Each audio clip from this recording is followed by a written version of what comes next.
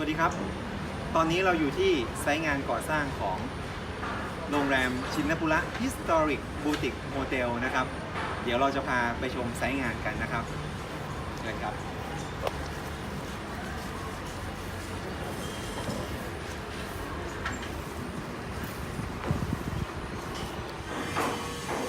ในการออกแบบงานโรงแรมเนี่ยนะครับจริงๆแล้วงานระบบโรงแรมที่เดี๋ยวสมัยใหม่เนี่ยก็เป็นระบบที่ค่อนข้างเยอะนะครับทั้งระบบไฟฟ้ากำลังไฟฟ้าสื่อสารนะครับไฟฟ้าสำหรับระบบอื่นๆระบบน้ำระบบปรับอากาศนะครับระบบรักษาความปลอดภัยระบบแจ้งเหตุเพลิงไหม้ระบบเสียงอ๋อใครนึกถึงระบบอื่นอีกได้อีกไหมครับถ้าลองดูบริเวณฝ้าเพดานนะครับของห้องพักแต่ละห้องเนี่ยก็จะเห็นว่านี่ครับจะเห็นว่าท่อเยอะแยะไปหมดนะครับถ้าไม่มีการวางแผนที่ดีนะฮะถ้าไม่มีการออกแบบที่ดีแล้วเนี่ยคิดว่าพื้นที่ขนาดนี้จะสามารถเดินงานระบบได้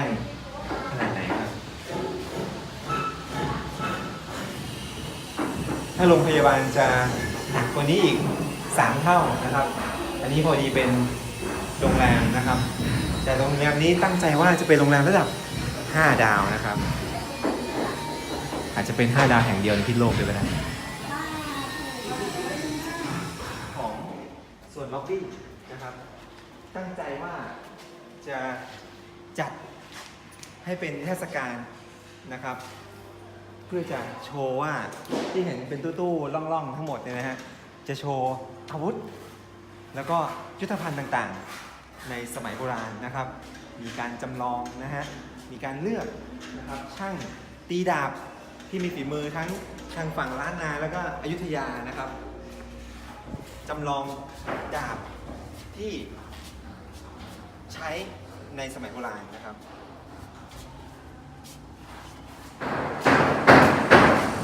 อาคารจริงๆเนี่ยจะมีอาคารทั้งหมด5 หลัง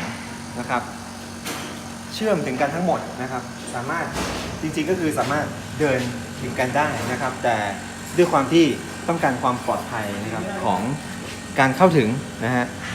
ในบางโซนเนี่ยหรือว่าอาคารเนี่ยจะไม่สามารถเดินถึงกันได้ถ้าไม่มีบัตรนะครับในบางพื้นที่ก็ต้องเป็นความลับนิดนึงด้วยนะฮะความลับยังไงเดี๋ยวเราไปดู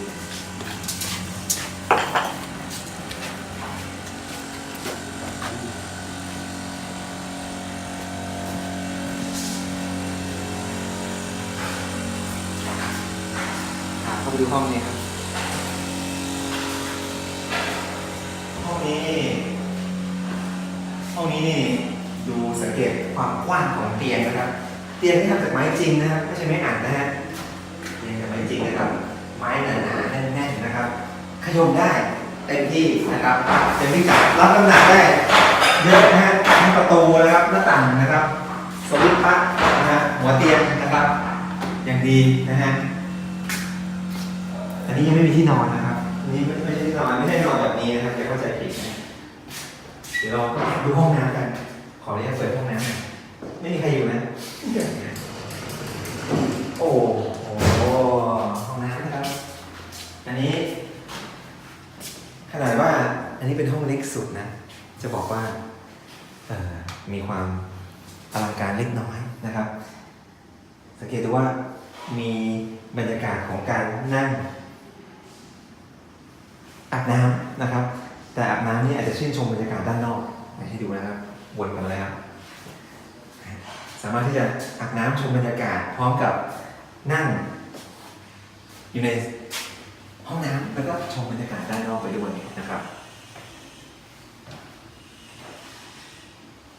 ผนังที่นี่นะครับ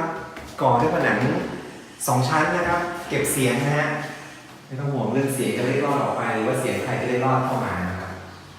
สังเกตว่าพูดเนี่ยจะมีเสียงก้องๆนิดนึงนะครับเพราะว่าตอนนี้ยังไม่ได้ใส่ที่นอนนะครับแล้วก็ผ้าม่านยังไม่ได้ใส่ดูลายประตูครับลายประตู